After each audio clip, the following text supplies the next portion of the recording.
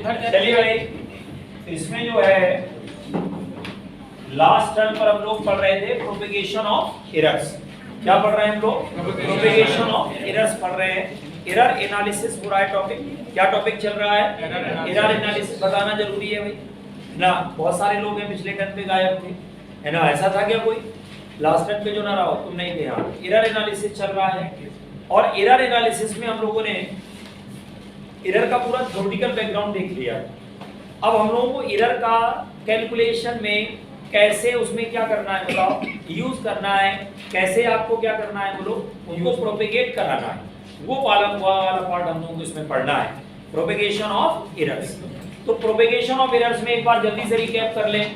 अगर आप एडिशन या सब्ट्रैक्शन करते हैं, बात नहीं करें बिल्कुल, अगर आप एडिशन या सब्ट्रैक्शन करते हैं, क्या करेंगे भाई? अगर आप एडिशन या सब्ट्रैक्शन करते हैं तो क्या होता है बताओ? एडिशन या सब्ट्रैक्शन अगर आप करेंगे तो क्या होगा? हाँ, mean absolute errors are directly added. क्या ऐड होता है बेटा? Mean absolute errors are added, या सीधे लिखते हैं absolute errors are added. Absolute errors are added. जो एब्सोल्यूट एरर्स होती हैं उनको ऐड कर दिया जाता है ना। एब्सोल्यूट एरर्स को आपस में क्या किया जाता है बोलो? ऐड कर दिया जाता है। कब? जब इसमें क्या होता है बोलो? एडिशन या सब्ट्रैक्शन। अगर हम लोग मल्टीप्लिकेशन या डिवीजन करते हैं, क्या करते हैं बताओ? मल्टीप्लिकेशन एंड डिवीजन करते हैं। अगर आप मल्टीप्लिकेशन एंड डिवीजन अगर करेंगे तो क्या होगा? रिलेटिव एरर ऐड हो जाती है, या फ्रैक्शनल एरर ऐड हो जाती है, या परसेंटेज एरर ऐड हो जाती है। क्लियर हो रहा है कि नहीं हो रहा है? तीनों चीजों में से जो आपको मन करे लिख लो, सब एक ही है। परसेंटेज में क्या होता है? 200 लग जाता है, बात करना।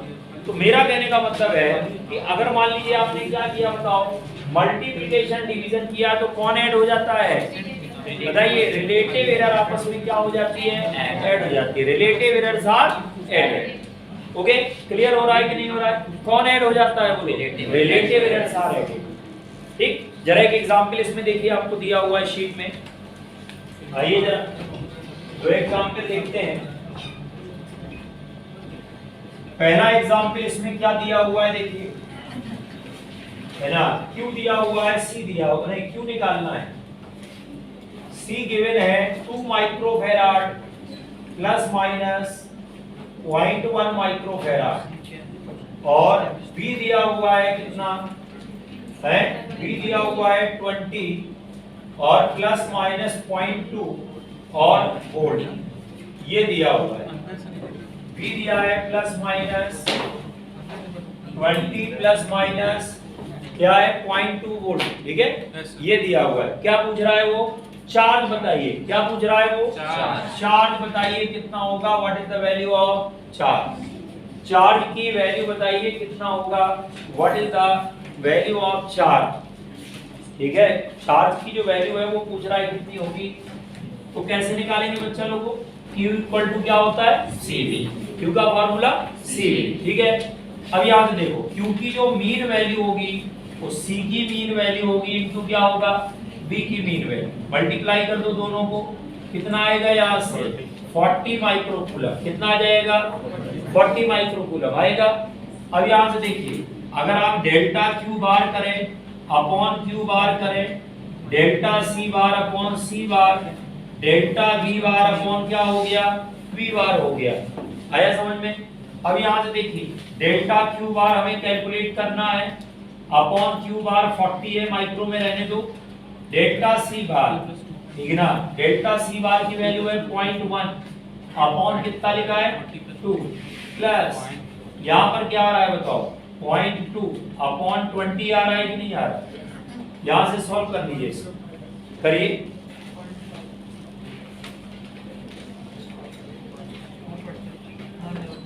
ये आएगा देखो, डेल्टा Q बार इक्वल्स, ये आएगा आपका 1/20 प्लस ये आएगा 1/100। क्यों? और इनटू क्या आ जाएगा बोलो? 40 आएगा कि नहीं आएगा? सही है ना भाई? यहाँ पर देखो क्या लिखा हुआ था? 0.2 लिखा है, डेसिमल हटाओ 200 हो गया, तो 1/100 आया कि नहीं आया? अब आप मल्टीप्लाई कर दो यहाँ से, हैं 40 से जाओ तो मल्टीप्लाई कर दो, चाहे जैसे करना चाहो। 40 से कर दो तो 22 या 42 आएगा, आएगा कि नहीं आएगा। प्लस ये 40 यहाँ पे ले आओगे तो 0.4 आएगा कि नहीं आएगा। तो वैल्यू कितनी मिल जाएगी, 2.4 मिलेगी कि नहीं मिलेगी। आया समझ में कि नहीं आया। अब यहाँ से चार्ज को कैसे लिखोगे आप बताओ।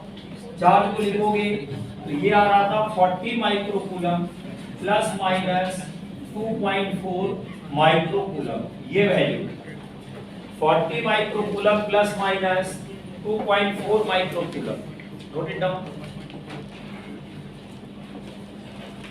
लिखना है। बहुत सारे लोग सोचते हैं आसान क्वेश्चन है, क्या जरूरत है, देख लिया याद रहेगा। नहीं, ये भूल मत करिएगा। कब कौन सा क्वेश्चन आपसे एग्जाम में फंस जाए कोई गारंटी नहीं है ना। और जनरली जो सिली मिस्टेक्स होती हैं वहीं से आपका स्कोर डाउन होता है। और सिली मिस्टेक कभी बड़े क्वेश्चन में नहीं होती। सिली मिस्टेक होती है जो क्वेश्चन आता था या छोटा सा क्वेश्चन था उल्टा सीधा कराए, उसको सिली मिस्टेक कहा जाता है। जो क्वेश्चन कठिन है उसमें कौन सी सिली मिस्टेक है, वही कहा रहा है भाई। जब क्वेश्चन होगा तब तो मिस्टेक करोगे।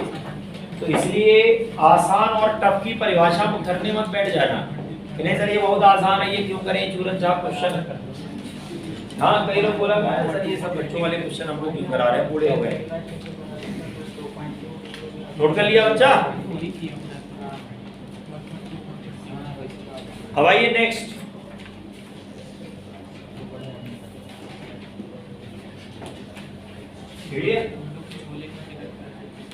अब आइए नेक्स्ट क्वेश्चन।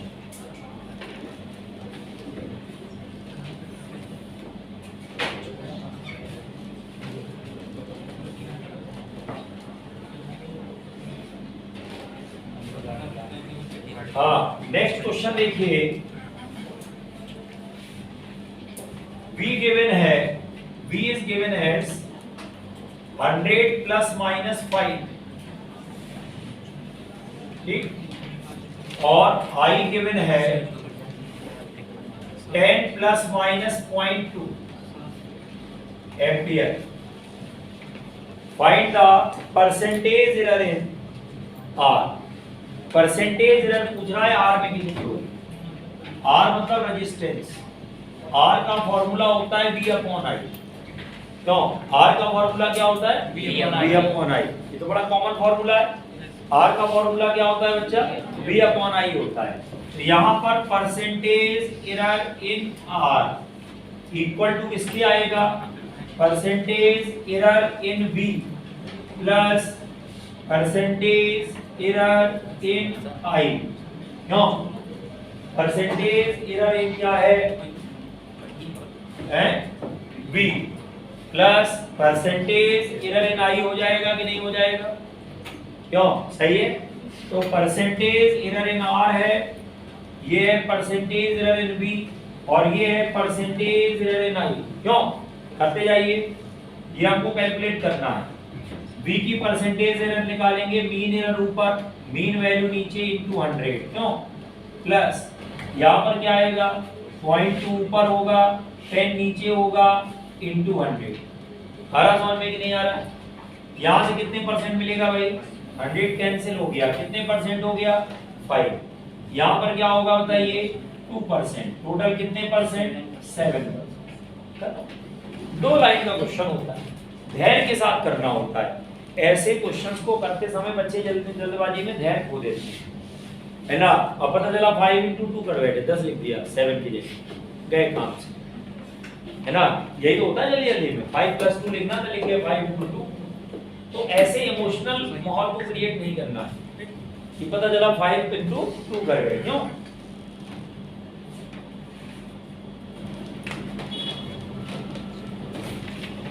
जब आप मल्टीप्लाई या डिवाइड करते हैं तो परसेंटेज एरर ऐड हो जाती है या फ्रैक्शनल एरर ऐड हो जाती है।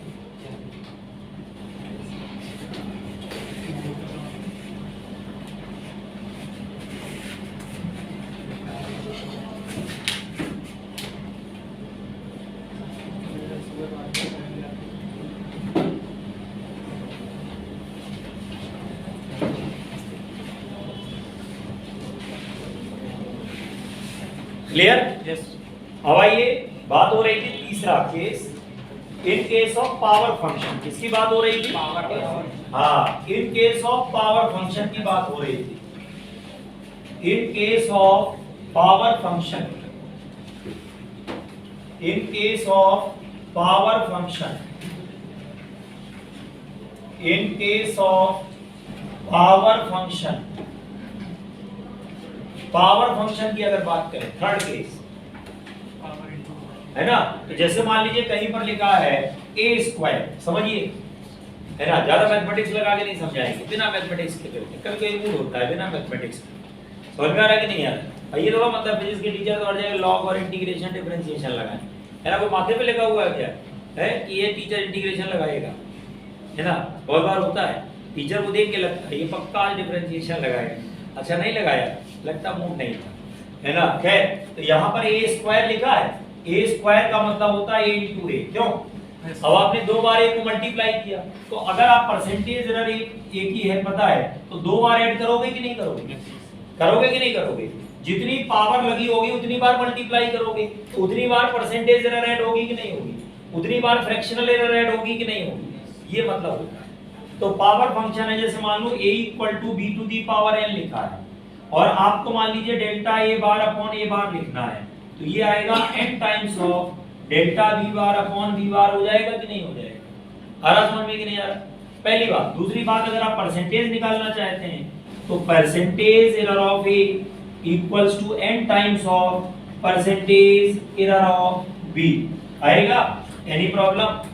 तो चलिए, अगर आप a की परसेंटेज एरर लेकर के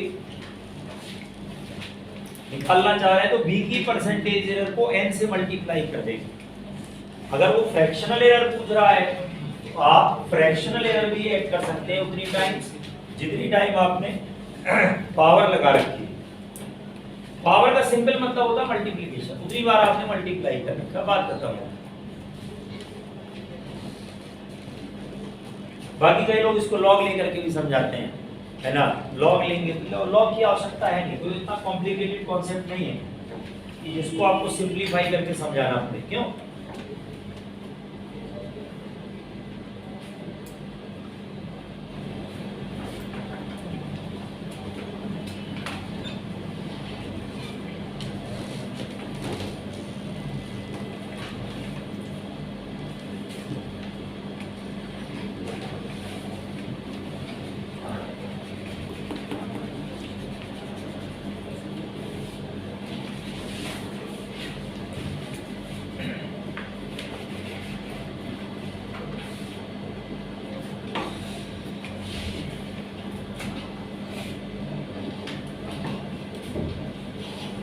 अब जैसे इसमें क्वेश्चन दिया हुआ है,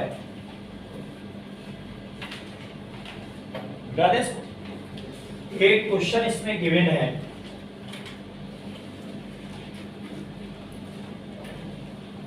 क्वेश्चन क्या गिवन है कि एक फिजिकल क्वांटिटी है, एक फिजिकल क्वांटिटी है और a क्यूब है, b स्क्वायर है upon root of c into d. ये हमारा एक फिजिकल क्वांटिटी दी हुई है। ए में जो परसेंटेज एरर है वो कितनी है? 1। ए में परसेंटेज एरर 1 है और बी में परसेंटेज एरर क्या है 3%। सी में कितना है? 4% और डी में कितना है? 2%। पूछ रहा है कि परसेंटेज एरर बताइए किसमें? टी में। कितनी परसेंटेज एरर होगी? पी में। क्या पूछ रहा भाई? परसेंटेज एरर है पी। पी की जो परसेंटेज एरर है वो पूछी जा रही है। अब आप ध्यान से देखिए कि सारी पावर आपको समझ में आ रही है कि नहीं? ये पावर 3 2 रूट है ना, तो पावर 1/2 होता है। रूट का मतलब पावर कितनी? 1/2। हो गया कि नहीं? तो अब यहां से जब आप करेंगे तो कैसे करेंगे? Percentage error in P equals to क्या मिलेगा बताओ?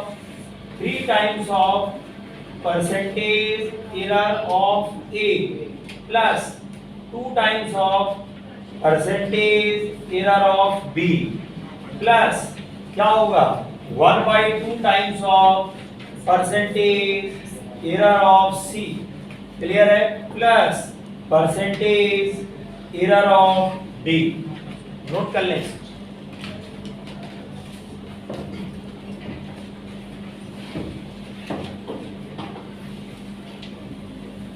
परसेंटेज एरर इन पी,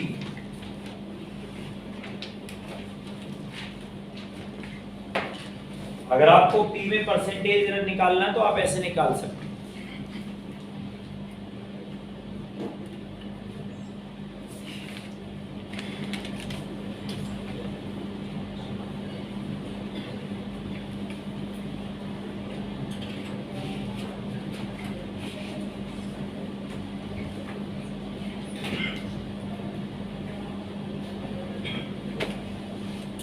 अब इसमें क्या मिलेगा, 3 into percentage error a 1 plus 2 into percentage error b 3 है, हाफ, ये आएगा 2, क्यों 4 है सर, और लास्ट में 2, ठीक।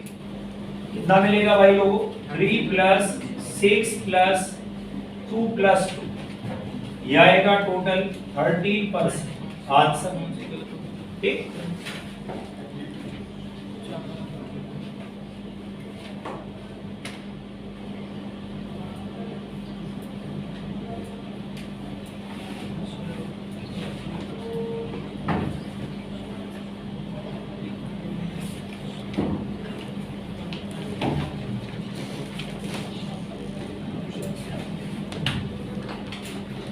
हो गया, समझ में आ गया सबको कि नहीं आया?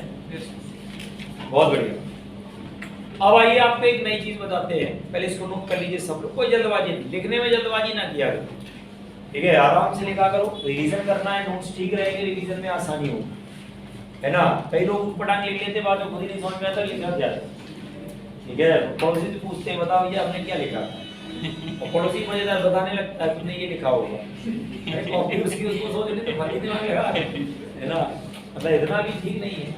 तो खैर मैं ये कह रहा था कि आज हम लोग क्या करने जा रहे हैं कि जैसे कई बार इनवर्स वाले फंक्शन आ जाते हैं, इनवर्स मतलब जैसे आपने रेजिस्टेंस वाला केस पढ़ा है कि अगर पैरेलल में रेजिस्टेंस लगा दिया जाए क्या फॉर्मूला होता है, अगर आपने पैरेलल में रेजिस्टेंस लगाया तो 1/R1 प्लस 1/R2 किसके इक्वल होता है, 1/R के इक्वल होता है, क्लियर है कि भाई सीरीज में तो हमको पता था R1 प्लस R2 हमने ऐड कर दिया, काम खत्म हो गया। पैरेलल में क्या करें, पैरेलल में क्या करें, ये दिमाग में बात आती है कि पैरेलल में क्या करें, तो 1/R1 प्लस 1/R2 1/R के बराबर है, ऐसे में क्या करें, या मिरर इक्वेशन याद है 1/V प्लस 1/U 1/F, ये होती कि नहीं होती है ना। लेंस इक्वेशन आपको याद है 1/V माइनस 1/U 1/F होता है। तो ये दो तीन केस ऐसे आपके दिमाग में आएंगे कि यहाँ पर हम एरर का इस्तेमाल कैसे करेंगे या एरर कैसे कैलकुलेट करेंगे। मान लो हमको R1 R2 मिरर दे दी तो हम R में कैसे निकालेंगे, समझ में आ रहा कि नहीं आ रहा, R में कैसे कैलकुलेट करेंगे, तो ये वाला कॉन्सेप्ट समझते हैं। मैं एक जनरल फॉर्म ले ले रहा हूँ बेटा, जनरल फॉर्म है 1/x plus 1/y equals to, मान लो हमने ले लिया 1/z, क्या ले लिया आपने, एक जनरल फॉर्म ले लिया 1/x plus 1/y equals to हमने क्या ले लिया है 1/z, या ऐसे कर लो a b c ले लो, ये a ले लो, ये b ले लो, इसको आपने c ले लिया, क्लियर हो रहा है कि नहीं हो रहा। अब यहाँ पर क्या है, इसको आप ऊपर ले जाना, a की पावर -1, ये आएगा b की पावर -1, और ये आ जाएगा c की पावर क्या होगा -1, याद रहेगा। अब कोई भी कॉमन एक वेरिएबल ले लो, x ले लो, इसको x के रिस्पेक्ट में डिफरेंशिएट कर देना, इसको भी x के रिस्पेक्ट में डिफरेंशिएट कर देना, इसको भी x के रिस्पेक्ट में क्या कर देना, डिफरेंशिएट कर देना, क्यों कर देना कि नहीं कर देना। अब याद करिए मैंने आपको वंस अपॉन अ टाइम कुछ दिन पहले बताया था कि जैसे मान लो आपको डिफरेंशिएशन करना है dy dx ऑफ, और आपको y स्क्वायर का करना है, किसका करना है, तो नहीं हो पाएगा, ये ऐसे नहीं होगा, क्यों, यहाँ पर क्या लिखा है y लिखा है, यहाँ क्या लिखा है, बड़ी नाइंसाफी छोले का टाइप है ना, नहीं यार शोले नहीं लेकिन हिंदुस्तान में रहने का अधिकार नहीं, दूसरा कंटेंट ढूंढ लो, y स्क्वायर है और ये क्या है dx, फिजिक्स बाद में पढ़ना, पहले इसको देखिए है ना, y स्क्वायर है, ये dx है। अब क्या करोगे यहाँ पर बताओ, ऊपर लगाओगे dy, क्यों, और नीचे क्या लगाओगे dy, लगा दिया, ठीक है, इस dy को चुपके से यहाँ किसका दो, इसको यहाँ किसका दो। अब ये आएगा d upon dy of y square आएगा, और ये क्या मिलेगा बताओ, dy अपॉन dx मिला, यहाँ से ये क्या मिलेगा बताओ, 2y dy अपॉन dx मिलेगा कि नहीं मिलेगा। ये तरीका होता है। अगर वेरिएबल दोनों हैं, x भी वेरिएबल है, y है ना, और हमें y का डिफरेंशिएशन x के रिस्पेक्ट में करना है, तो फिर आपको ये तरीका लगाना पड़ता है, चेन रूल कहलाता है, याद रहेगा। अब बार-बार रूल नहीं लगाएंगे। तरीका क्या मैंने बताया था, मैंने कहा था पहले आप इसको डिफरेंशिएट कर लो, y स्क्वायर का 2y होता है, और बाद में पेनल्टी के तौर पर पीछे dy बाय dx लगा दो। क्या लगा दो बताओ, dy बाय dx लगा दो। जैसे यहाँ पर देखो क्या लिखा हुआ है, a की पावर -1, यहाँ b की पावर -1, यहाँ क्या है, c की पावर -1 है, ध्यान से देखिएगा। इसका a की पावर -1 का करेंगे, फॉर्मूला याद है कि भूल गए, x to the power n वाला, nx to the power n -1, nx to the power n -1, याद है कि नहीं सबको। ओरली लिख दे, कर ले ओरली, बता देना ना, लिख देंगे। अब यहाँ देखो, मेरी जो इच्छा है, मेरा जो मानना है कि जिस दिन आप ये 2-3 फॉर्मूले ओरली लगाने लग गए, उस दिन आपको समस्या वैसे खत्म हो जाएगी। भाई यही तो प्रॉब्लम आती है, यही तो अटकते हो, यही तो आपका स्पीड ब्रेकर है कि जैसे मैथमेटिक्स आई वैसे ही आपका हाथ पैर फूल जाते हैं। अब क्या होगा, है ना, तो अब कुछ नहीं होगा। क्यों, अगर आपने उसको बिना सॉल्व किए, बिना पेन उठाए, पेनलेस पेनलेस, मैंने एक सेंटेंस बोला पेनलेस, जिस दिन आप पेनलेस और पेनलेस कैलकुलेशन करना सीख गए, आपका फिजिक्स निकल गया। और जितने लोग क्वेश्चन देखते नहीं और जुड़ जाते हैं करने के लिए, उनका स्कोर कभी नहीं बढ़ेगा, कहना नहीं चाहिए। क्यों, अरे इतना टाइम नहीं होता कि सारे क्वेश्चन सॉल्व किए जाए, बहुत सारे कैलकुलेशन आपको दिमाग में करने पड़ेंगे, ओरली करने पड़ेंगे, यही तो प्रैक्टिस करनी है। पैसी बात तो पैसा को दियो, काहे का दिए, है ना, पढ़ा तो कोई भी देगा। मेरा कहने का मतलब है कि जो एक्सपीरियंस है हमारा, वो आपके इस दिन काम आएगा, इसलिए क्योंकि आपको कैलकुलेशन फास्ट करना है। आगे चलकर जब चैप्टर शुरू होगा, भी तो खैर बेसिक चैप्टर चल रहा है, तो आपको क्वेश्चंस में भी हम ट्रिक बताएंगे कि आप ऐसे नहीं ऐसे कर लो, जल्दी हो जाएगा, ये आपको तरीके बताए जाएंगे। अब इस चैप्टर में तो अभी खैर ज्यादा कुछ है ही नहीं। वापस आइए, तो a की पावर क्या लिखी है बताओ, -1, तो ये आपका -1 हो गया।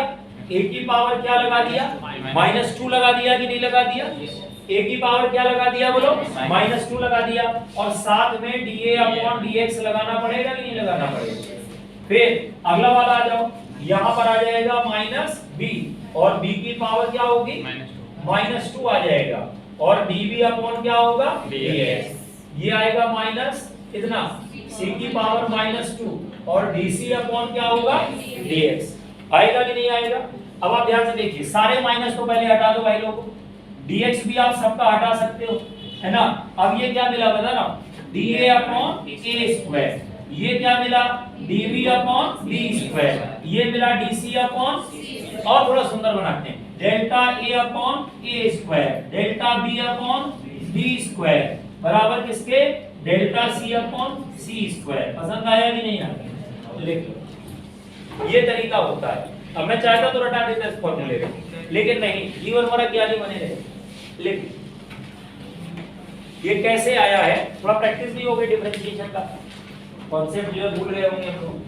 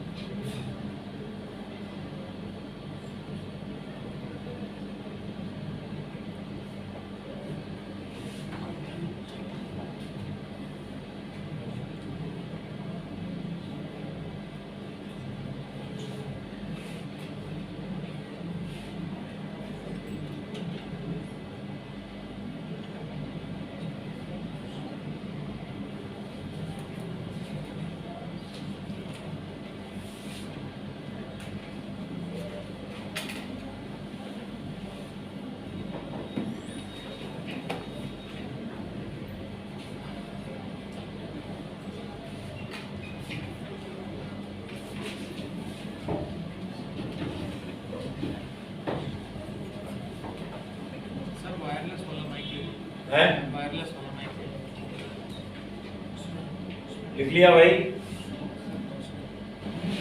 Delta a upon a square plus delta b upon b square equals to delta c upon c square.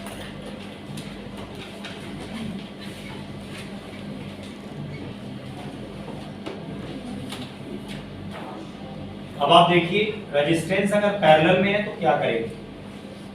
Resistance अगर पैरेलल में है तो देखो ये होगा, ये आएगा delta R1 upon R1 square plus delta R2 upon R2 square delta R upon R square होगा कि नहीं, ये वैल्यू है ना, delta R1 upon R1 square और delta R2 upon R2 square, और तीसरा कौन सा है, delta R3 upon delta R upon R square.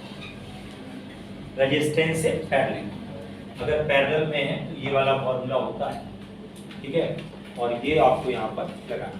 पढ़ डालिए आप क्वेश्चन, आपको रेजिस्टेंस पैरेलल में अगर दिए गए हैं तो कैसे लगाना है, कर सकते हैं आराम से। एक एग्जांपल चलिए ले लेते हैं। R1 दे रखा है 100 ओम प्लस माइनस 3 ओम, R2 दे रखा है 200 ओम प्लस माइनस 4 ओम। निकालिए R इक्विवेलेंट बताइए इन पैरेलल की, पैरेलल में रेजिस्टेंस निकालिए, इक्विवेलेंट कितनी है, पैरेलल में इक्विवेलेंट रेजिस्टेंस कितनी होगी ये निकालिए। What is the equivalent resistance in parallel, ठीक, पैरेलल में इक्विवेलेंट रेजिस्टेंस पूछ रहा है कितनी होगी, what is the equivalent resistance in parallel.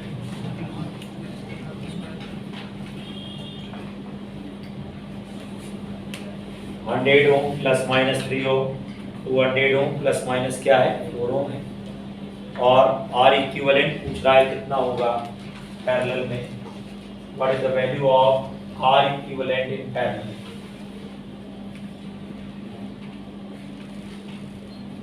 सबसे पहले तो आप मीन वैल्यू निकालिए, मीन वैल्यू के लिए फॉर्मूला लगा दीजिए, 1 upon R equals to 1 upon R1 plus 1 upon R2, ये आएगा 1 upon R, 1 upon 100 plus 1 upon 200, तो R यहाँ से निकाल लीजिए, 200 आएगा, ये आएगा 2 प्लस 1 है ना, 1 अपॉन R, तो R की वैल्यू आएगी 200 अपॉन 3 ओम आ जाएगा कि नहीं आएगा, R की क्या वैल्यू आएगी बताओ, 200 अपॉन 3, R की जो वैल्यू आ जाएगी कितनी आ जाएगी बताओ, 200 upon 3, 200 upon 3, R equals to 200 upon 3, 100 ohm है प्लस माइनस 3 ओम है, 200 प्लस माइनस 4 ओम है, ये हमारा तरीका। अब पूछ रहा है कि रेजिस्टेंस पैरेलल में कितनी है, what is the value of resistance in parallel. यहाँ तक हो गया। अब आइए एरर निकालते हैं, ये आएगा डेल्टा R अपॉन 200 अपॉन 3 का स्क्वायर होगा, ये क्या मिलेगा बताओ, 3 अपॉन 100 का स्क्वायर होगा, ये आएगा 4 अपॉन और 200 का स्क्वायर होगा कि नहीं होगा, क्यों, ये तो आएगा कि नहीं आएगा।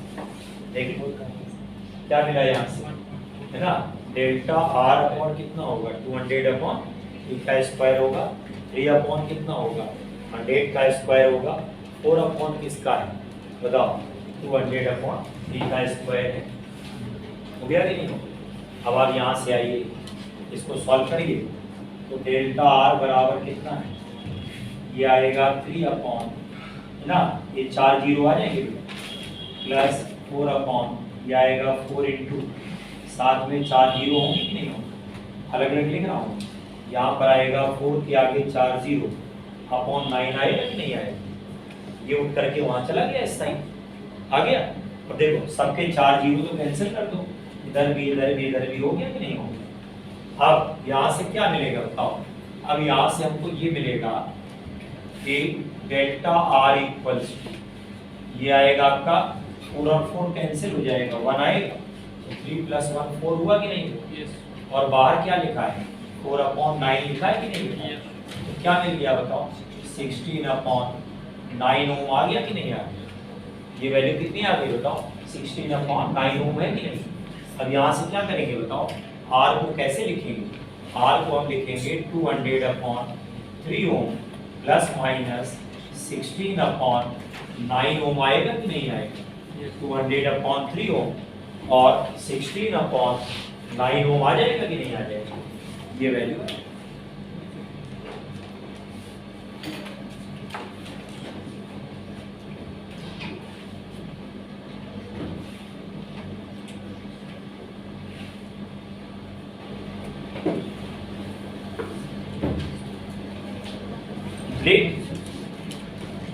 समझ में आ रहा है कि नहीं आ रहा?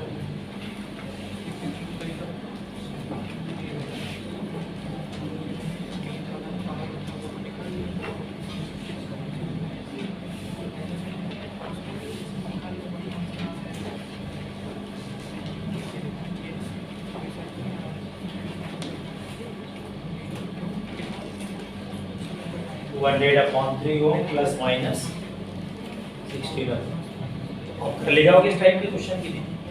आइए कुछ क्वेश्चन पीछे दिए होंगे एक्सरसाइज वाले, वो देख लेते हैं।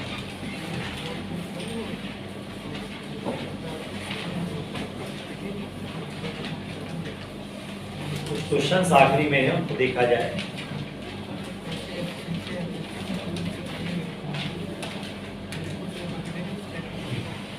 ठीक, पेज नंबर है 16, पेज नंबर बेटा इसको लिख चुका सब है, कोई लिख रहा है क्या? देख लो आराम से। सर हाँ अगर सर डायरेक्ट एरर का एलसीएम निकाल दे रहे हैं तो भी आ जाएगा 1.7 वैल्यू एरर की जो एरर है। हाँ, अब उसके बाद क्या करेंगे नेक्स्ट, इसमें क्या है? क्वेश्चन नंबर आपका 32 है ना? पेज नंबर 16 पे आप जाएंगे तो वहां पर आपकी स्टार्टिंग है, ठीक है? और क्वेश्चन क्या कह रहा है देखो, x गिवन है, क्वेश्चन नंबर आपका 32 है, x गिवन है a² और b की पावर 3 और c की पावर 5/2 और d की पावर -2 आ जाएगा। अब इसको थोड़ा ठीक से लिख दो, ये आएगा a² b की पावर 3 c की पावर 5/2 और d² आ जाएगा कि नहीं आएगा?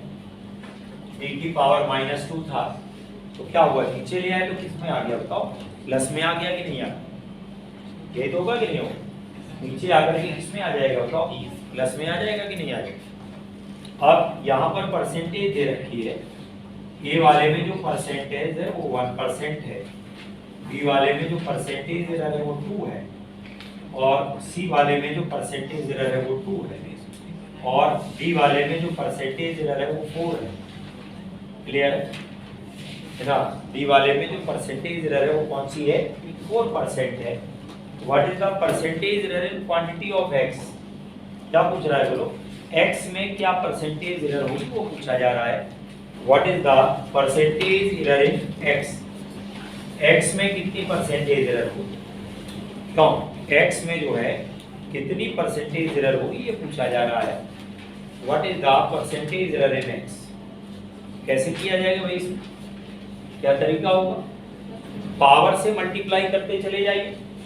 ये देखो यहाँ पर 2 इंटू ए में कितनी परसेंटेज एरर है बताओ?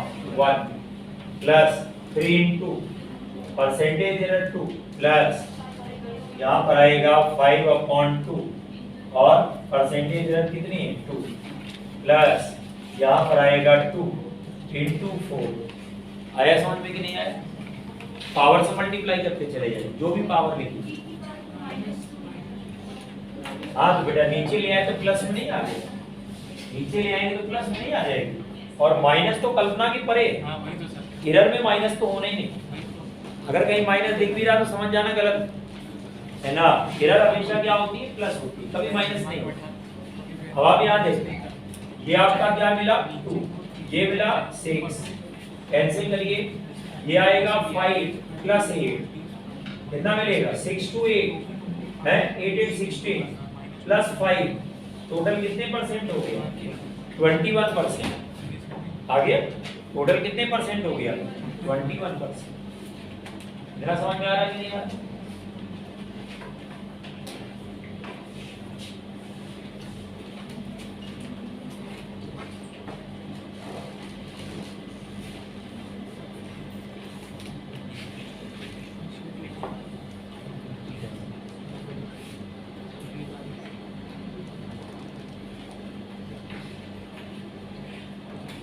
एक क्वेश्चन देखिए 37 दिया हुआ है इसमें।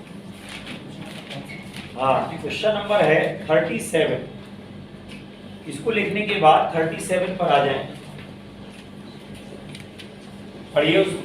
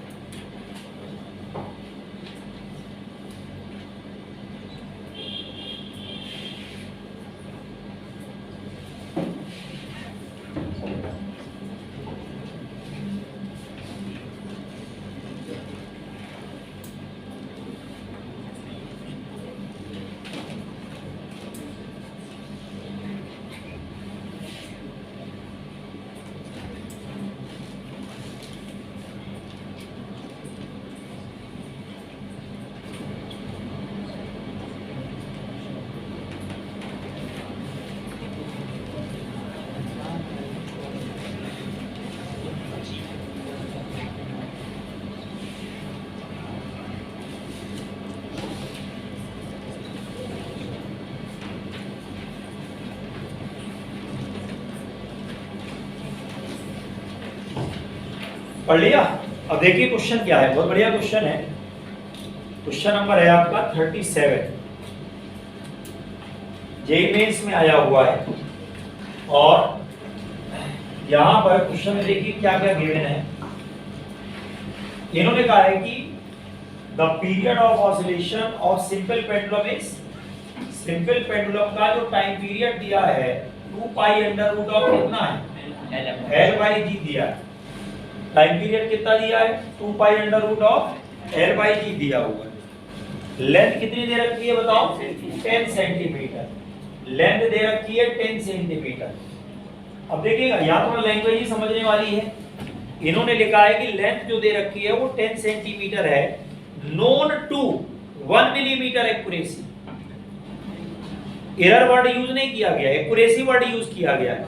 लेकिन आपको समझ जाना चाहिए कि एरर है, 1 मिलीमीटर की एरर हो सकती है। Known to 1 millimetre of accuracy का मतलब है ये 1 मिलीमीटर आगे पीछे हो सकता है। सेंटीमीटर में लिखोगे और अच्छा रहेगा, तो ये आप लिख लेना 0.1 सेंटीमीटर। कैसा रहेगा 1 मिलीमीटर कितना होता है 0.1 सेंटीमीटर, लिख दिया हम लोगों ने। और उसके बाद क्या दिया हुआ है ना, time for 100 oscillation is found to be 50 second. 100 oscillation का टाइम कितने सेकंड का है 50 सेकंड का है। तो आप नंबर ऑफ ऑसिलेशन पे मत जाइएगा, ध्यान रखना टोटल टाइम लिया जाता है। क्या लिया जाता है टोटल टाइम कितना दिया है बताओ 50 सेकंड का दिया गया है। और प्लस माइनस आगे बढ़िएगा, बड़ा मजेदार सेंटेंस लिखा है। क्या कह रहा है wrist watch of 1 second resolution, मतलब 1 सेकंड मेजर कर सकती है, एक के बाद 2 करेगी। याद है रेजोल्यूशन का मतलब होता है मिनिमम वैल्यू कितना दिखा सकता है। रेजोल्यूशन का मतलब क्या होता है छोटे से छोटा जितना दिखा सकता है। तो ये इसका एरर हो गया कि नहीं हो गया। तो यहाँ पर क्या हो गया प्लस माइनस 1 सेकंड आया कि नहीं आया। अब इन्होंने क्या पूछा है, इन्होंने पूछा what is the accuracy in the determination of g. ये एक्यूरेसी बोल जरूर रहा है लेकिन पूछ रहा है percentage error, percentage error in g. क्या बोल रहा है वो accuracy in the measurement of g बोल रहा है कि नहीं बोल रहा है। एक्यूरेसी नहीं, वो परसेंटेज एरर पूछ रहा है। ऑप्शन देखो जरा, ऑप्शन पे आपको परसेंटेज लिखी हुई है। क्या लिखी हुई है तो वो क्या पूछ रहा है बेसिकली वो परसेंटेज एरर पूछ रहा है। क्या पूछ रहा है वो परसेंटेज एरर पूछ रहा है। अब आप यहां से देखो, इसको स्क्वायर करिए, हाँ बात मत करो, इसको स्क्वायर करो तो टी स्क्वायर बराबर है 4 पाई स्क्वायर एल अपॉन जी। तो यहां से क्या मिलेगा बताओ, जी इक्वल्स टू आएगा 4 pi square L upon T square आएगा कि नहीं आएगा, ये जी की वैल्यू आ जाएगी। आ रहा समझ में, जी की वैल्यू आ गई कि नहीं आ गई? भाई हमें जी में निकालना है ना, तो पहले जी निकालो ना भाई। टी का फॉर्मूला का स्क्वायर करो, 2 पाई का स्क्वायर एल अपॉन जी होगा, तो टी स्क्वायर बराबर 4 पाई स्क्वायर एल अपॉन जी होगा, तो जी बराबर 4 पाई स्क्वायर एल अपॉन क्या होगा, टी स्क्वायर आएगा कि नहीं आएगा। ये वैल्यू किसकी आ गई बताओ, ये वैल्यू जी की आ गई कि नहीं आ गई, है ना। अब यहां से देखो, अगर हम परसेंटेज एरर निकालते हैं किसमें, परसेंटेज एरर अगर हम जी में निकालते हैं तो क्या मिला अपने को, है ये मिलेगा आपको परसेंटेज एरर इन एल मिलेगा, प्लस ये मिलेगा परसेंटेज एरर इन टी, है ना। और इसका क्या करेंगे बताओ, डबल कर देंगे, ट्वाइस कर देंगे कि नहीं, क्योंकि टी का क्या लिखा है बताओ, स्क्वायर लिखा होगा, सही है ना। और बताओ क्वेश्चन समझ में आया। ये भी बहुत बड़ा काम होता है, क्वेश्चन पढ़ने के बाद ये समझ लेना कि क्या क्या दिया है, तब तो फॉर्मूला लगेगा। पहला स्टेप तो यही होता है, क्वेश्चन ही नहीं समझ में आता बहुत सारे बच्चों को, तो क्वेश्चन को हमेशा टुकड़ों में पढ़ा जाता है, थोड़ा थोड़ा करके पढ़िए, उसको समझिए, फिर सारे टुकड़ों को मिला करके एक साथ पूरा का पूरा क्वेश्चन बनाइए, है ना। पहले क्या करिए बताओ, टुकड़ों में क्वेश्चंस को पढ़िए, फ्रैक्शंस में पढ़िए,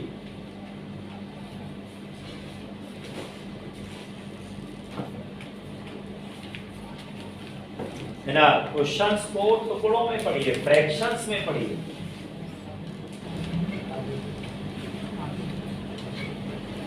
परसेंटेज एरर इन जी, ये आएगा परसेंटेज एरर इन एल, और 2 इंटू परसेंटेज एरर इन टी, ये वैल्यू आ जाएगी।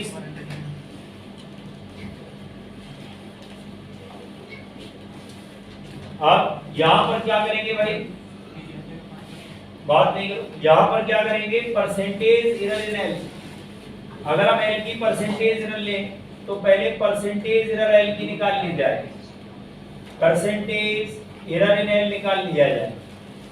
अगर हमने परसेंटेज एरर इन एल ले लिया, ये कितना मिलेगा हमको, यहां से 0.1 अपॉन 10 इंटू 100 मिलेगा कि नहीं मिलेगा, क्यों 0.1 अपॉन 10 इंटू 100 होगा।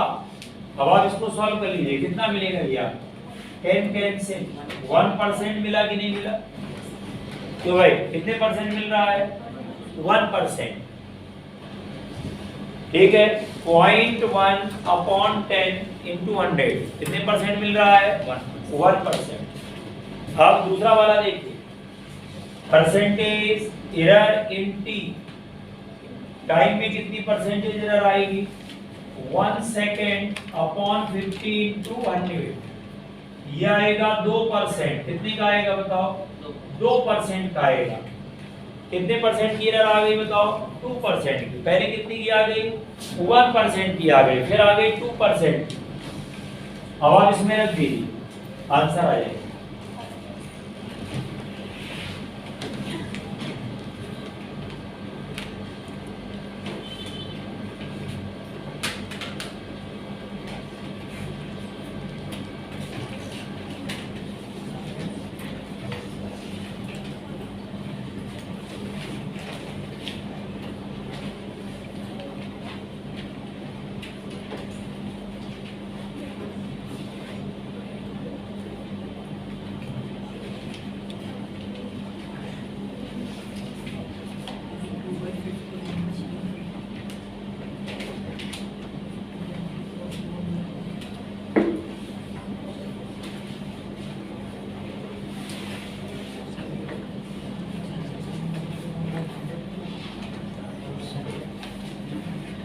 समझ में आया, हो रहा है सबसे कि नहीं हो रहा है।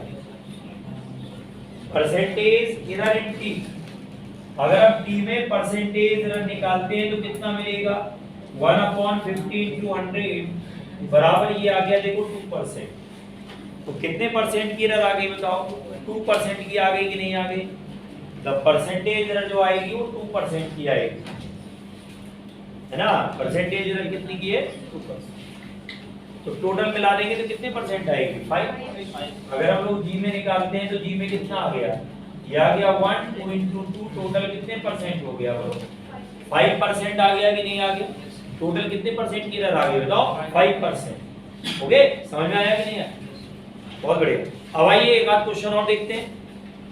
एरर जो है ना, परसेंटेज निकालना या वैल्यू निकालना, हर टाइप क्वेश्चन देखो आपको दिख रहे होंगे इसमें।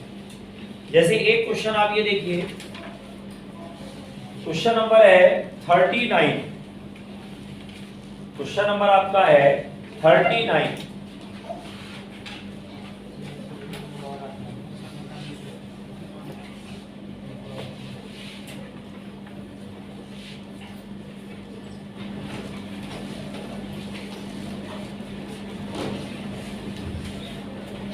क्वेश्चन नंबर आपको गिवन है 39।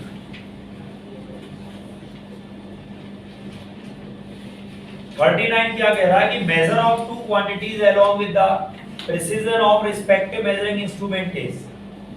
ए गिवन है 2.5 मीटर पर सेकेंड प्लस माइनस 0.5 मीटर पर सेकेंड, और जो बी गिवन है वो कितना गिवन है? 0.10 सेकेंड प्लस माइनस 0.01 सेकेंड। कह रहा है ए इंटू बी की वैल्यू बताइए क्या हो। क्या पूछ रहा है? What is the value of a into b. A into b की जो वैल्यू है वो पूछी जा रही, value of a into B.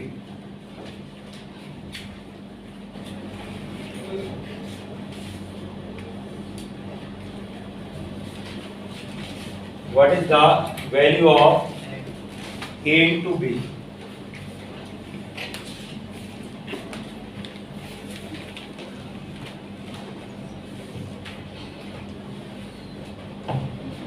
A into B की क्या वैल्यू आ रही है ये पूछा जा रहा है।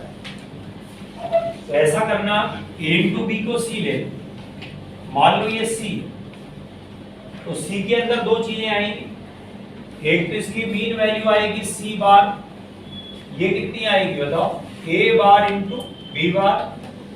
कितना मेरा बच्चा लोग है? 2.5 इंटू 0.1, क्या मिलेगा ये आ जाएगा 0.25, है ना। ये आ जाएगा 0.25।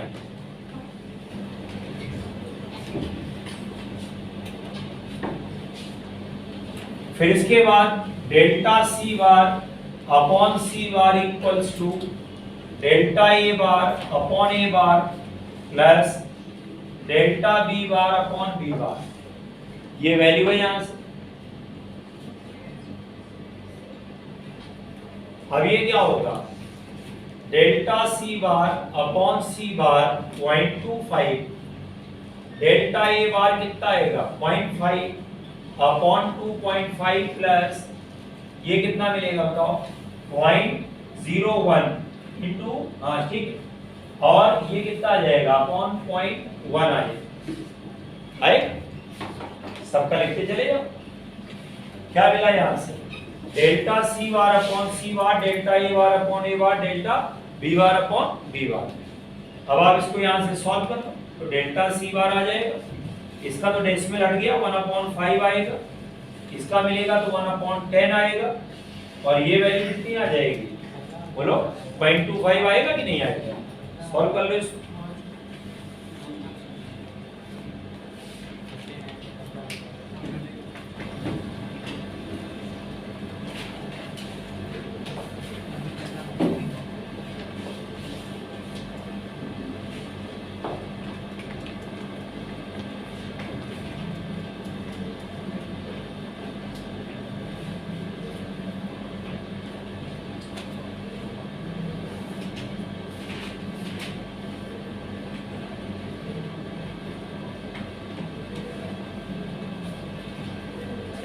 नोट कर लिया?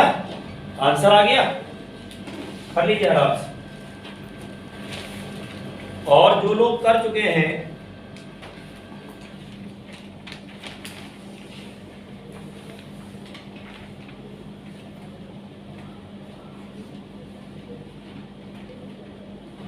क्वेश्चन नंबर 41 देखिए, क्वेश्चन नंबर है 41।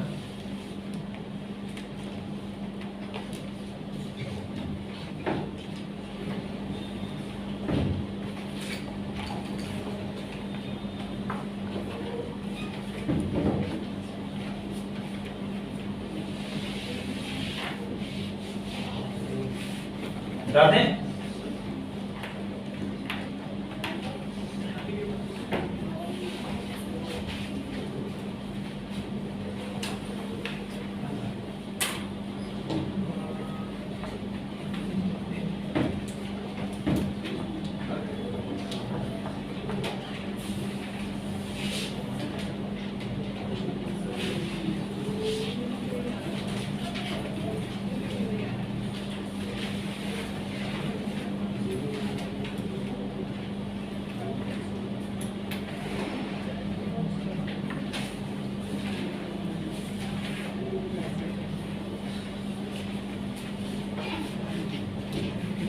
हाँ, नोट कर लिया। अब आइए क्वेश्चन नंबर आपका है 41। 41 देखो क्या कह रहा है यहाँ पर, length breadth and thickness of a strip are. एक स्ट्रिप बनाई हुई है, इस तरीके से एक स्ट्रिप बनी हुई है यहाँ, ये मान लो एक स्ट्रिप बनी हुई है ऐसे, और इसमें लेंथ ब्रेथ और थिकनेस तीनों दिया है। ये लेंथ है, ब्रेथ है और ये थिकनेस, तीनों दिया है। लेंथ कितना दिया हुआ है बताओ? लेंथ दिया है 10 सेंटीमीटर प्लस माइनस, लेंथ दिया है 10 सेंटीमीटर प्लस माइनस 0.1 सेंटीमीटर, और ब्रेथ दिया है ना, ये जो ब्रेथ हमको दिया हुआ है 1 सेंटीमीटर प्लस माइनस और 0.01 सेंटीमीटर, और तीसरा दिया हुआ है थिकनेस। थिकनेस जो दी है 0.1 है ना सेंटीमीटर प्लस माइनस, और ये दिया है 0.001 सेंटीमीटर। क्लियर हो रहा है? अब ये पूछ क्या रहा है, ये पूछ रहा है कि प्रोबेबल एरर इन वॉल्यूम, ये वॉल्यूम में कितनी एरर होगी ये पूछ रहा है। डेल्टा भी पूछ रहा है क्या होगा, ये किस में एरर पूछ रहा है बताओ? वॉल्यूम में कितनी एरर होगी ये पूछ रहा है। ठीक, तो भाई देखो मल्टीप्लाई करना, ये आप भी समझ रहे होंगे भाई। लेंथ ब्रेथ और थिकनेस तीनों को मल्टीप्लाई करेंगे तो क्या निकल आएगा? वॉल्यूम निकलेगा कि नहीं निकलेगा? तीनों को मल्टीप्लाई करके क्या निकलता है? वॉल्यूम निकलता है। बहुत बढ़िया। अब यहाँ से क्या होगा है ना, यहाँ पर जब आप वॉल्यूम निकाल लेंगे तो delta V bar upon V bar equals to delta L bar upon L bar plus delta V bar upon V bar plus delta T bar upon T bar होगा कि नहीं होगा? बोलो, यहाँ तक तो समझ में आ रहा है कि नहीं आ रहा? ठीक, अब निकालो वॉल्यूम, सब सारा काम अभी से करवाओ। अब निकालो वॉल्यूम में, आप वॉल्यूम की पहले मीन वैल्यू निकालो, 10 into 1 into 0.1, ये आएगा 1 सेंटीमीटर क्यूब। आ जाएगा कि नहीं आएगा? चलिए निकालिए, सारा पूरा सॉल्व करिए, आंसर बताइए, सब लोग करिए।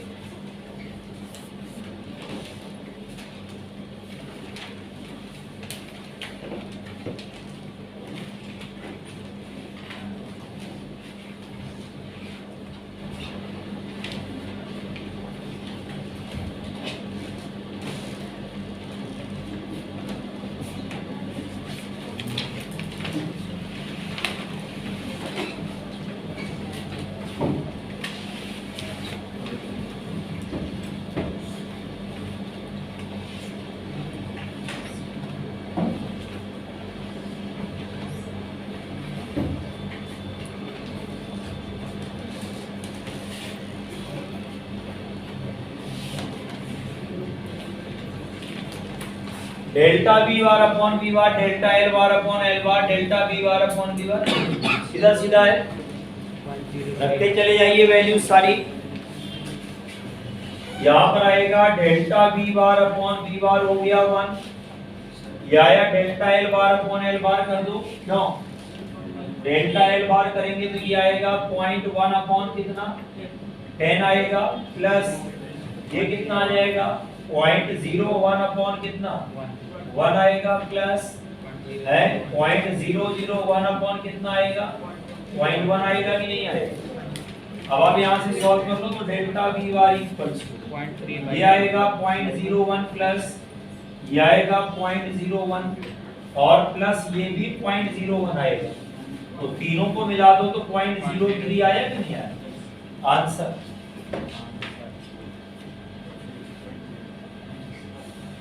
ठीक, सीख लो, सीखना है, ये सब क्वेश्चंस के एक स्पेशल तरीके के क्वेश्चन है, स्पेसिफिक मेथड है, सीख लीजिए।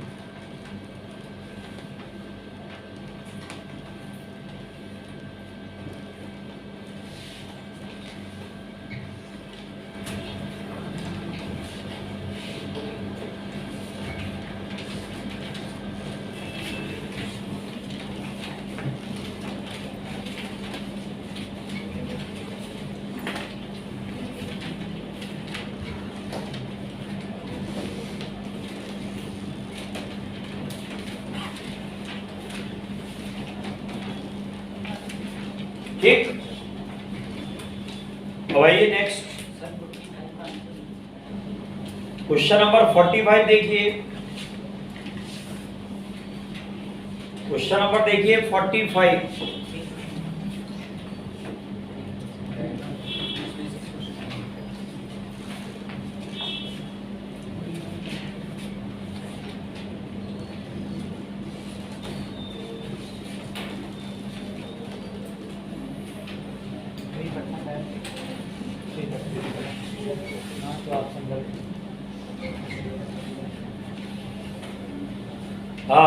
What is the percentage error in the measurement of T of a pendulum if maximum error in the measurement of L and GR है ना। तो टाइम पीरियड का फॉर्मूला क्या दिया है भाई, 2 pi under root of L by G दिया है कि नहीं दिया है ना। निकालिए इसमें क्या होता है,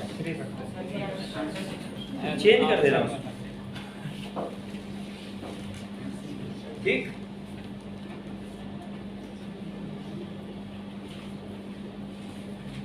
हाँ, इसके बाद आइए एक क्वेश्चन 49 और 50 दो करते हैं, बाकी फिर आगे पढ़ते हैं।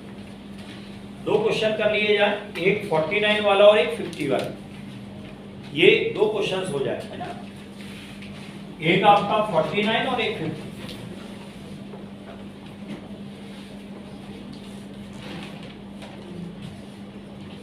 क्वेश्चन नंबर है 49। क्या कह रहा है 49 वाला, a student measures the distance traversed when a free fall of a body initially at rest in a given time. He uses this data to estimate the value of g.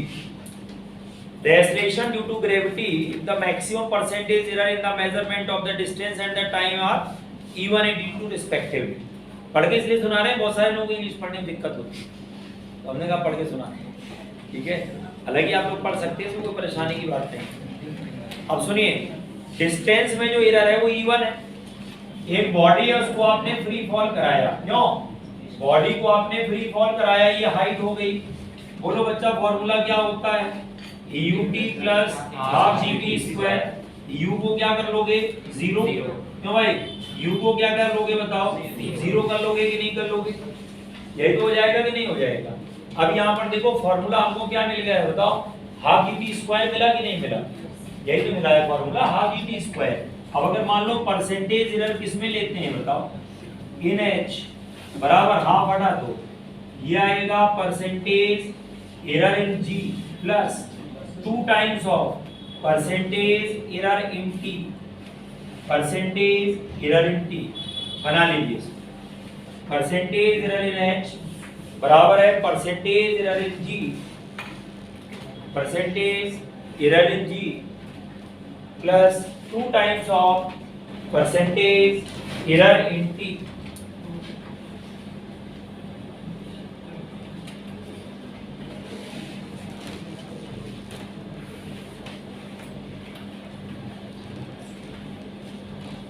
ठीक, अब देखिए question में क्या दिया है, percentage error जो है ना, यहां पर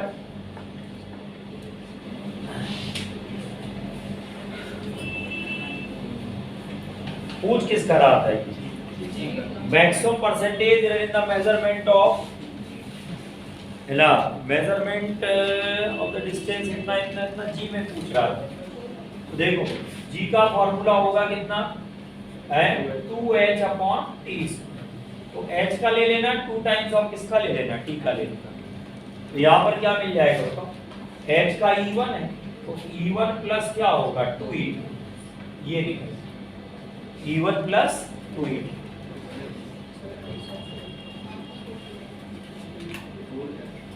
वो आंसर चाहिए।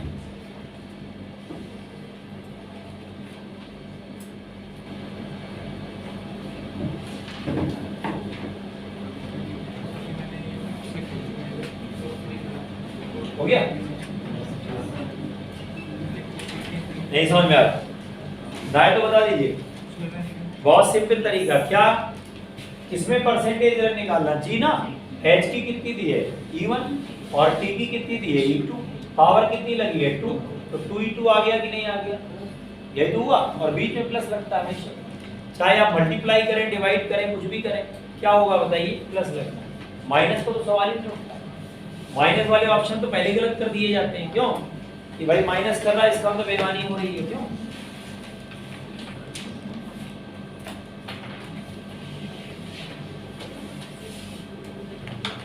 अब आइए क्वेश्चन नंबर 50।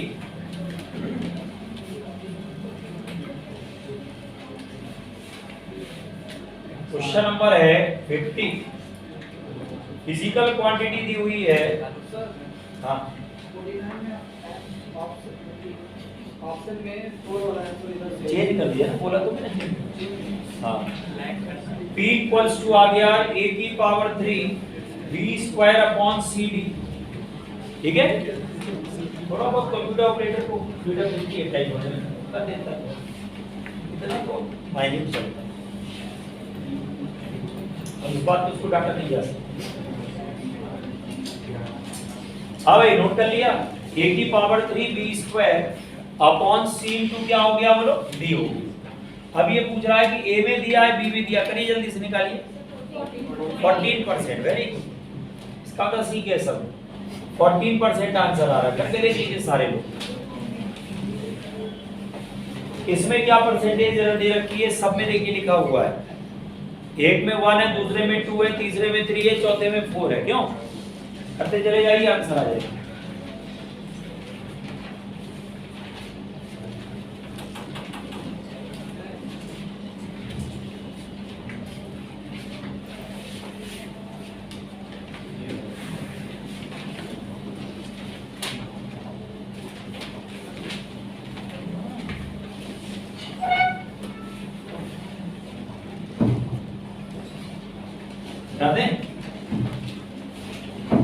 चलिए, तो मैंने आपको क्या टॉपिक कंप्लीट करा दिया भाई, है ना।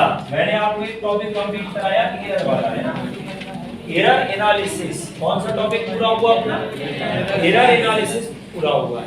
अब इस टॉपिक में चैप्टर में बचा गया है, फिर से एक बार याद दिला दें। पहला हम लोगों ने चैप्टर पढ़ा, इसमें टॉपिक पढ़ा डायनेमिक्स, सॉरी डायमेंशनल एनालिसिस। क्या पढ़ा, डायमेंशनल एनालिसिस पढ़ा। दूसरा काम हमने क्या किया, एरर एनालिसिस पढ़ा, याद रहेगा। तीसरा टॉपिक है सिग्निफिकेंट फिगर और चौथा टॉपिक इसमें है मेजरमेंट, याद रहेगा। दो छोटे छोटे टॉपिक बचे हुए हैं, एक ही चैप्टर के अंदर छोटे छोटे हेडिंग्स हैं। अब इसमें आइए सिग्निफिकेंट फिगर, थोड़ा इंट्रोडक्शन दे देते हैं और डिटेल हम लोग क्या करेंगे नेक्स्ट टर्म पे पढ़ेंगे। ठीक है, क्या है भाई सिग्निफिकेंट फिगर्स। सिग्निफिकेंट फिगर्स, है ना। सिग्निफिकेंट फिगर्स क्या होता है, what is significant figure. Significant का मीनिंग कौन बताएगा, है ना। What is the meaning of significance, बोलो। इंपॉर्टेंस, बोलो। हम कहते हैं इनसिग्निफिकेंट, मतलब कोई मतलब नहीं होता है, कोई इंपॉर्टेंस नहीं, कोई महत्व नहीं। तुमने कुछ बोला, हमने बोला इनसिग्निफिकेंट, बोलते रहो, क्या फर्क पड़ता है। इसको क्या बोलते हैं, इनसिग्निफिकेंट, कोई इंपॉर्टेंस नहीं, कोई बात की वैल्यू नहीं, शून्य। समझ में आ रहा है। मेरा कहने का मतलब ये होता है कौन सी चीज आपकी इंपॉर्टेंट है या कौन सी चीज सिग्निफिकेंट है, मतलब थोड़ा सा डिफरेंट होता है। सिग्निफिकेंट का मतलब उसको लेंगे, उस वैल्यू को कि ड्रॉप करेंगे। समझ में आ रहा है, सिग्निफिकेंट है तो उसको लेंगे कि नहीं लेंगे, क्लियर हो रहा है कि नहीं। जैसे मान लो आप वॉच की बात करें, अगर घड़ी की हम बात करें तो मेन उसका सिग्निफिकेंस टाइम बताना है। अब उसमें मान लीजिए आपने गोल्ड प्लेटेड और दुनिया भर का कर दिया, तो वो उसका क्या है, एडिशनल चीजें, उनका कोई सिग्निफिकेंस नहीं होता है।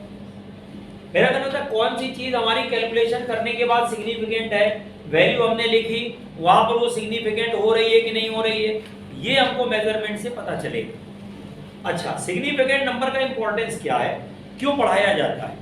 हमने मान लीजिए वैल्यूज निकाली, फॉर एग्जांपल हमने वैल्यू निकाली। फॉर एग्जांपल आपको एक छोटी सी बात बताते हैं, आपने लिखा 2.2 और आपने लिखा 2.22 लिखा कि नहीं लिखा, बोलो 2.2 लिखा और यहाँ पर आपने लिखा 2.22 लिख दिया कि नहीं लिख दिया।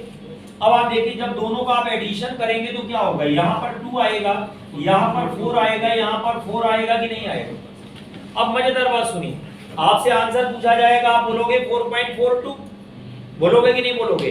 जो पहला आदमी है वो कहेगा मैंने जो वैल्यू बोली थी वो तो 2.2 है, तो मैंने तो डेसिमल के बाद केवल एक अंक तक नापा है। मान लो आप ऐसा करो कि आपने कोई चीज मेजरमेंट ली है, ये इतने सेंटीमीटर, ये इतने सेंटीमीटर, ये ऐसे आप समझ लो। अब मेरा कहने का मतलब है जो आदमी पहला वाला नाप के दे रहा है वो कह रहा है 2.2 सेंटीमीटर आ रहा है, दूसरा वाला कह रहा है 2.22 सेंटीमीटर आ रहा है, तो ये जो आखिरी का 2 है ये वाला, ये तो डाउटफुल हो गया ना भाई। क्यों, पहला वाला तो वो दे ही नहीं रहा वैल्यू ना वहां तक। पहला वाला केवल कहां तक की वैल्यू दे रहा है बताओ, पहला वाला जो वैल्यू दे रहा है वो डेसिमल के बाद 1 प्लेस की दे रहा है, और जो दूसरा वाला दे रहा है वो कहां तक की दे रहा है, डेसिमल के बाद 2 प्लेस की दे रहा है। तो दूसरी वाली प्लेस दूसरा तो दे रहा है, पहला वाला तो नहीं दे रहा है ना। तो जब हम दोनों को ऐड करेंगे तो जो दूसरी वाली वैल्यू है, दूसरी वाली वैल्यू उसका सिग्निफिकेंस कम नहीं होगा बाकियों से। समझ में आ रहा कि नहीं आ रहा भाई, यहाँ तक तो दोनों की डिजिट मैच हो रही है, इसका मतलब इसका भी सिग्निफिकेंट है तो इसका भी होगा, लेकिन इसका सिग्निफिकेंट इसके लिए तो बिल्कुल नहीं। कहेगा ये तो गलत बोल रहे भैया, हम तो बोले नहीं था। तो ये होती है डाउटफुल, इसलिए जब आंसर लिखेंगे तो केवल कितना लिखेंगे बताओ, 4.4 लिखेंगे। सिग्निफिकेंट नंबर की जो आवश्यकता पड़ती है वो तब पड़ती है जब हम कैलकुलेशन करते हैं। अब हमने 2 नंबर को मल्टीप्लाई किया, एक में ज्यादा सिग्निफिकेंट फिगर है, एक में कम है, हमने मान लो उनको मल्टीप्लाई किया, तो आंसर जो लिखेंगे वो मिनिमम सिग्निफिकेंट फिगर में लिखेंगे। किसमें लिखेंगे, अरे सामने आपके एडिशन वाला एग्जांपल है, ये आखिरी वाली डिजिट सिग्निफिकेंट है क्या, नहीं है, आप तो समझदार हो। मेरा कहने का मतलब है कि ये सारी चीजें आपको कैलकुलेशन में आएंगी, केमिस्ट्री में भी आती हैं। आपने देखा होगा जब आप वहां पर वैल्यू लिखते हो तो वहां पर बोला जाता है 2 सिग्निफिकेंट फिगर या 3 सिग्निफिकेंट फिगर, तो ये सब जगह यूज होगा। कॉमन टॉपिक, जैसे आप राउंड ऑफ करते हो तो राउंड ऑफ तो हर जगह करते हो, आप जरूरी थोड़ा कि फिजिक्स में लगाओगे, आप कल को केमिस्ट्री में कोई क्वेश्चन करते हो, आपने आंसर 2 डिजिट में लिखना है, पीछे वाली सारी आपने राउंड ऑफ कर दी। तो सिग्निफिकेंट नंबर बताना ये एक जनरल टॉपिक है, हर जगह यूज होगा। और सिग्निफिकेंट क्यों किया जाता है या सिग्निफिकेंट डिजिट क्यों पढ़ी जाती है, क्या उसका इंपॉर्टेंस है, वो मैंने आपको सामने बताया कैलकुलेशन से, कि आखिरी वाली डिजिट डाउटफुल हो जाती है। आखिरी वाली डिजिट जो है वो डाउटफुल हो जाती है, और ये डाउटफुल हो रही है इसलिए हमने सिग्निफिकेंस का एक ऑर्डर बनाया है कि कौन सा वाला सिग्निफिकेंट होगा कौन सा नहीं। आ रहा समझ में कि नहीं। सिग्निफिकेंट नंबर जो है बेसिकली आंसर लिखने का तरीका है। जब आप फाइनल आंसर लिखोगे तो वहां पर आप देखोगे कि मैं सिग्निफिकेंट में कितना लिखूं। ये नहीं कि आपने डेसिमल के 4 प्लेस तक निकाला, मैंने बोला भैया आंसर बताओ, एक ने कहा 2.2, दूसरा कह रहा नहीं सर 2.22 आ रहा है, तो ये बहस बंद हो जाती है। ये बहस इमीडिएटली बंद हो जाएगी जब आपको आंसर का तरीका बता दिया जाएगा कि अगर मल्टीप्लाई हो रहा है तो मिनिमम में बोलना है, एडिशन सब्ट्रैक्शन होना है तो डेसिमल प्लेस देखना है। क्या देखना है, डेसिमल प्लेस। क्लियर हो रहा है। अगले टर्म पर इसको पूरा थ्योरेटिकली लिखना है, लिख करके इसके न्यूमेरिकल। ठीक, आज की जो क्लास है, आज में मैंने इंट्रोडक्शन दे दिया है, नेक्स्ट क्लास में इसका पूरा ये कराएंगे। इसके अलावा वर्नियर कैलिपर स्क्रू गॉज, इस बार स्क्रू गॉज का एक क्वेश्चन आया भी है, ठीक है। तो वर्नियर कैलिपर स्क्रू गॉज का जो डिस्कशन है वो हम लोग नेक्स्ट क्लास में करेंगे, ठीक है ना। नोट कर लीजिए।